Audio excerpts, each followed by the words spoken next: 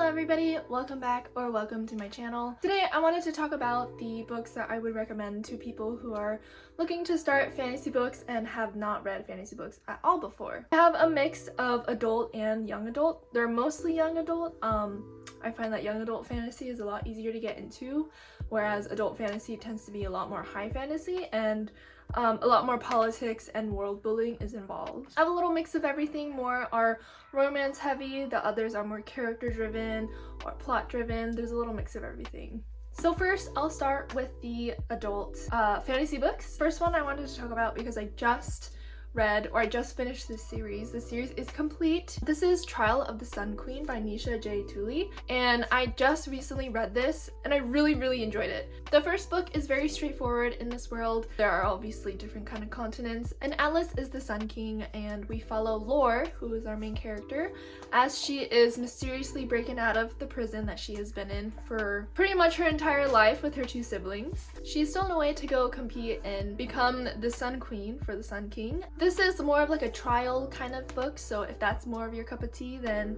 I'd really recommend this. This one, pretty simple, straightforward. Her writing is really easy to read, so it flies by pretty fast. This book is almost 400 pages, so it's pretty short. There is romance in this. The romance isn't too forefront in the first book, but the romance does ramp up in the second and third and fourth. There are 4 books in this series. The only thing I will say is it is adult, so there are obviously trigger warnings. Our character did go through a lot as she was held in prison. Another thing is also explicit scenes. We get a few spice scenes later on in the rest of the books, but in this one I'm pretty sure there's only like one, and it's not very explicit. She talks about it, but she doesn't go too much into detail. The books are not about the spice, they're more about our character and just her revenge arc, pretty much. The next adult fantasy book that I have, this one I think is considered a fantasy because there are supernatural kind of powers going on.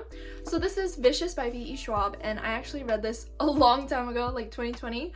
You can see all my tabs in it, but I thoroughly enjoyed this. Wow, this was my first adult fantasy I've ever read. Honestly, probably my first adult book that I've ever read. So it was very good. I really enjoyed it. The characters are to die for. We have kind of like a villain for a main character, as you could say. We follow these 2 college students, Victor and Eli, as they adventure and they mess around with on the brink of death, and they find out that you'll get superpowers if you die and come back to life. So as you can tell, lots of little crazy stuff happening, and we have a little time skip following the separation of these 2 college students as they are now rivals. I thought the characters in this book was really cool. It does go into the background stories of how they did get their powers with each character that is introduced. I thought the powers were really cool, especially in this book. I feel like they're powers I don't really see too often. This does also touch on, is the hero actually the villain, or is there heroes at all? Yeah, really cool themes that they touch on this. Do check the trigger warnings though. I believe there are some heavy topics in here discussed. This one's also pretty short, really easy to read, just shy of 360 pages, so it's pretty, it'll fly by. V.E. Schwab has amazing writing, so if you do enjoy that. Also, our main character does have a love for blackout poetry, so if you like poetry, you'll like our main character, Victor. Those were the 2 adult books that I had to share with you in this video. Once I do read more adult fantasy books, I will definitely recommend them to anybody who's looking, because I'm sure YA is not for everybody's cup of tea. So now moving on to the YA fantasy books that I recommend for you guys. We're starting off really strong with Wicked Fox by Kat Cho. And I read this book like probably 2020 as well. And just look how many tabs there are. I really enjoyed this. I actually haven't, my book is a little damaged. I actually haven't read the sequel to this book, which I'm really sad about, but I will get to that. It's just the book isn't sold anywhere near me, and ordering books online makes me feel terrible, but I will get around to it. This YA fantasy takes place in South Korea, and we have 2 main characters, and then I believe we have some side characters. We have Myung, who is our Kumiho, and if you don't know what a Kumiho is, it is the 9-tailed fox from Korean mythology. So there's a lot of cool Korean mythology. I believe we have Dokkaebis in here, which is the Korean goblin. I'm not sure what other creatures we have, like shamans perhaps, that type of thing. So it's really cool, and I like how she kind of delve into Korean mythology and also like weaving it into the story really seamlessly, and it's very easy to read. If you like K-dramas, you're gonna like this one. The romance, I think, is really pretty wholesome from what I remember. Our male main character, Chi-hoon, is also to die for. I believe he was really just like a really soft boy, so it was really, really cute. This is an urban fantasy, so it takes place in present time, so it's not like medieval kind of fantasy. So we do have like phones, video games, TV, things like that are spoken about in this book. Next, I have actually a couple books that I'm gonna recommend from this author, but first I wanted to recommend Renegades by Marissa Meyer, and wow. This book I really, really enjoyed. There are 3 books in this trilogy. They're all written and they're all released, so you can binge this if you would like how I did. I spent one summer and just read through all the books. They were so, so good. So this fantasy is a little bit more on the futuristic side. We have superpowers, basically. So in this series, we have the Renegades, which are people who have superpowers and are pretty much like the police and the government of this world. And we also have archenemies, which are the kind of villains of the world, I guess. So the Renegades and the archenemies have been battling for years, and we follow Nova, who is part of the archenemies, and we also have other characters from the Renegades, and we actually follow Nova as she sets out for revenge, and she actually is forced to go undercover as a renegade. So we see her kind of taking them out from within. Lots of like secretive, it's very tense, like, oh my god, are we gonna get caught? I liked all the characters that we did see, and the superpowers in this one, really, really cool. I really recommend. Really, really cool.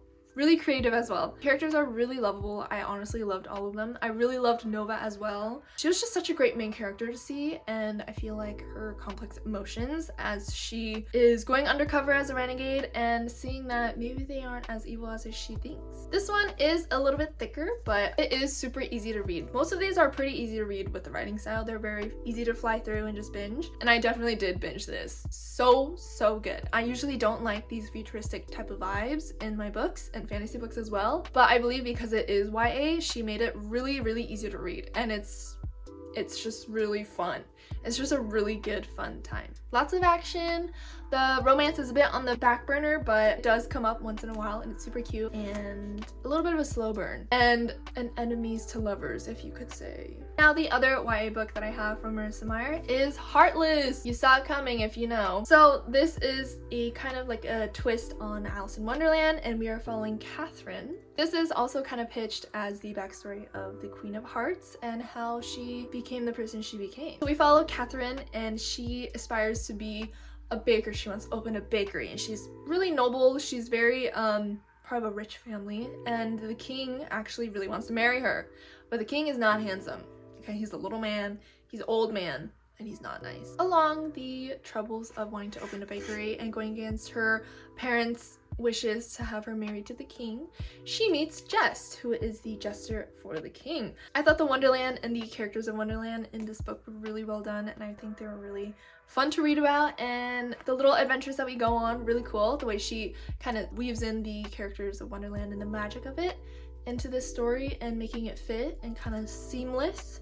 I really loved it. I really enjoyed it. Marissa Meyer's books I've pretty much all enjoyed. I recommend. It's very short and sweet. It's a standalone book, so there's no second book or third book, so it's just a one read. Very good. Next one, which I have read quite a while ago. These are books that I read for like a long time ago, but I thoroughly enjoyed them all that I remember. We have Three Dark Crowns by Kendar Blake, and wow, I absolutely loved this book. Believe it or not, I didn't finish, I think, the last book in the series. I actually want to do a reread. I don't know why I didn't finish it, but I just didn't get to it. But I remember enjoying it, so I want to do a reread of this. I want to do a reread of these series because the plot is just so intriguing. The premise is so fun. In this book, we are in a queendom, and each queen always has triplets, and each of her children will be a elementalist, so they can kind of, you know, mess with the elements, be able to manipulate the elements. We also have a poisoner, so they can ingest poison and are very good in the poison art. And last, we have a naturalist, so she can talk to animals, she can grow plants, and just very in touch with nature. And when they're born, they are all separated to 3 separate islands, and they are trained and grown up, and on the night of their 16th birthday, they will set out and fight to the death to be the queen. So this is really morbid. It's really sad. It's very like a little dark, you know, like they gotta kill each other. But so I liked really seeing each of the three sisters and the differences in the way that they grew up and their personalities, or how their personalities formed from growing up so differently to each other. I think I definitely had a favorite. Thinking back on it now, I really enjoyed Catherine, who is the poisoner queen, and I really enjoyed seeing her scenes because we obviously followed their three different POVs. And I don't know, her scenes and her chapters were just really fun to read for me anyway. She has a little pet snake named Sweetheart, so I thought that was really cute. I actually named my Jellycat bunny Sweetheart because of that book. I really like how they touched on the powers, really cool the way she showed them. Also the sisterhood portrayal. If you don't have sisters, it is something you can never, the feeling is nothing. You can't explain that to people who don't have sisters specifically. Sisterhood is such a visceral, specific, precise experience that you just cannot, words cannot explain what it is like to grow up with sisters or a sister. So yeah, I really liked how they showed all the three different sisters. You can see all the three different crowns. Honestly, maybe I might just drop the books I'm reading right now and read this. This book is pretty short. I believe there are 4 books, and I do believe we have a prequel following the queens before them, I believe. So this is really fun. I really enjoy this. If you like sisterhood type of vibe, but then also seeing their weird dynamic because they have to kill each other, but they're still sisters, but they didn't grow up together, so the disconnect is there, but they're still sisters. I recommend this. Next, we have The Raven Boys by Maggie Stiefvater. I believe this is considered fantasy because we do follow... What kind of mythology is this? This is, I think it could be Irish folktale, but we're looking for these old dead... Frick, I actually don't remember what they're called. But we follow Blue Sergeant, who is part of this family who all have clairvoyant abilities. So they're very in touch with spirit world, and they can tell your future and like stuff like that.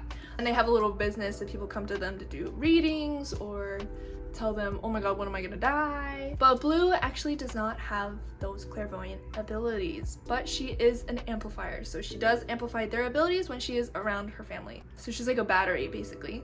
And we also follow these group of schoolboys. You actually see them in the front. They are part of this like really pristine academy.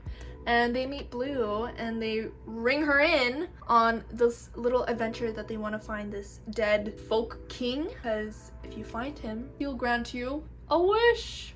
Yes, one wish. But the plot twist is Blue has always been told that if she kisses her true love, the boy will die. Yeah, there's 4 of them. I thought that was fun. This series actually is so dear to my heart. It brings such a comfort to me that I didn't know I needed. It's like the type of comfort that Twilight gives me. It's just so, it's such a specific warmth that I feel. I actually really enjoyed reading this in the winter time. I do believe we're set in more of a drier, hotter setting. There are 4 books. There's The Raven Boys. There's the Raven Boys, Dream Thieves, Blue Lily Blue, and the last one is The Raven King. Sorry, I had to go pee. 4 books, finished series, very good characters, sweet characters, cool plot line, cool little superpower,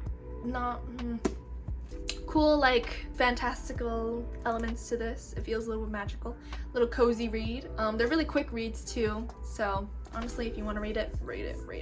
I'm gonna try to whiz through these last few ones, but we have A Curse So Dark and Lonely by Bridget Kemmerer, and wow! And the reason why I wanted to include this is because we do follow Harper, and she is a mundane, so she doesn't know anything about this magical world, and this is also a kind of twist on Beauty and the Beast. Now, I think it was really cool to see. I didn't specifically grow up with Beauty and the Beast, so I don't know. I'm not really biased, but I thought it was fun. It was a fun kind of reenactment of it and reimagining of it as well. So Harper lives in Washington, D.C.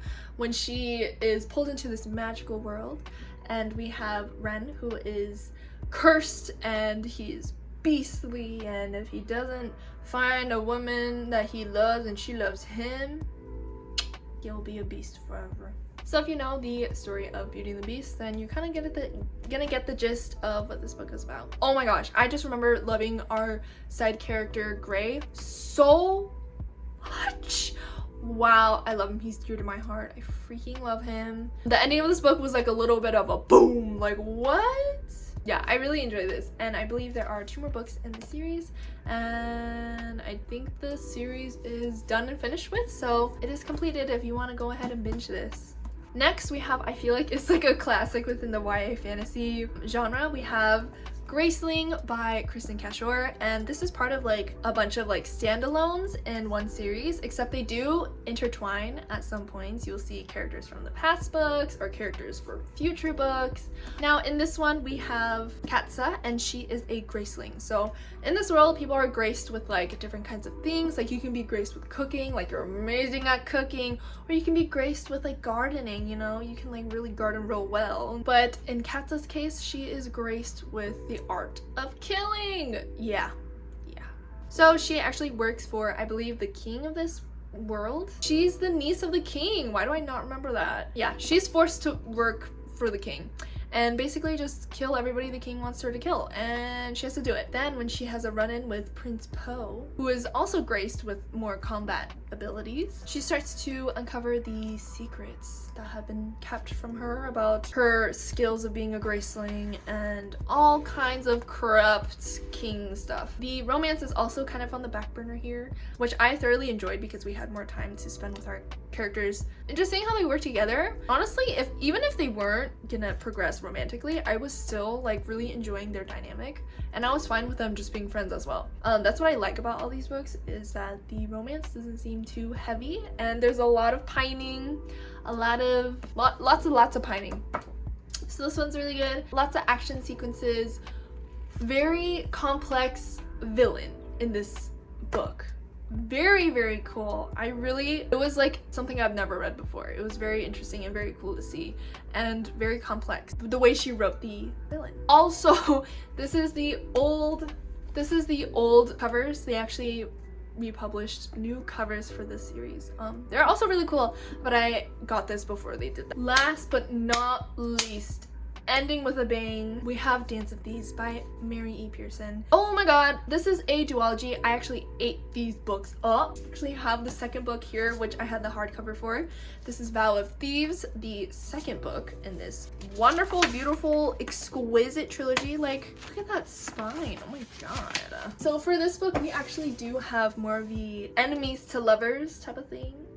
I will say the romance is a little bit more on the forefront compared to the other books that we've talked about here. So we follow 2 characters from Separating Kingdoms, and it is enemies to lover. You enjoy that? I know a lot of people enjoy that. There's a lot of pining, a lot of no, I shouldn't be feeling this way, and a lot of like tense situations, as she is also pretty much going undercover essentially and trying to take this prince out from the inside.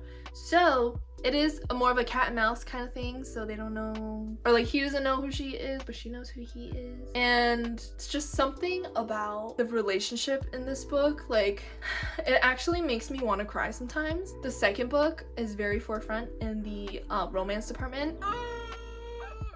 There is a specific scene in that book that I will never forget. It is engraved in my head, in my mind, like I will never forget that line. Anyways, if you enjoy duologies, very quick reads. The politics aren't very difficult at all. We also follow a pretty big group of side characters, as the prince does have lots of siblings and a big family, but they all come to play and they're all very distinct personalities as well, so I really enjoyed that. I feel like I'm not very good at explaining these books, but I swear, honestly, if you look at my Goodreads and look through the books that I've read, and if it lines up with your book taste, then please trust me on all of these books. They're so good.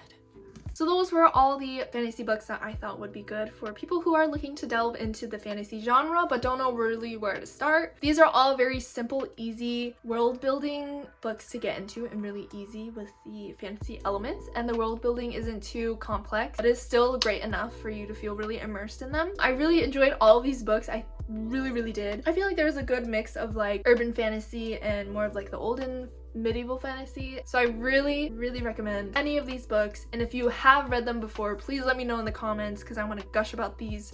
I feel like we don't really talk about most of these books a lot because they are kind of older. I feel like a lot of new books are coming out in the romantasy genre, which I don't really read too much from. I only pick and choose really well, but those ones are the books that I really recommend for people who are looking to get into it. Anyways, I'm gonna finish out this video here.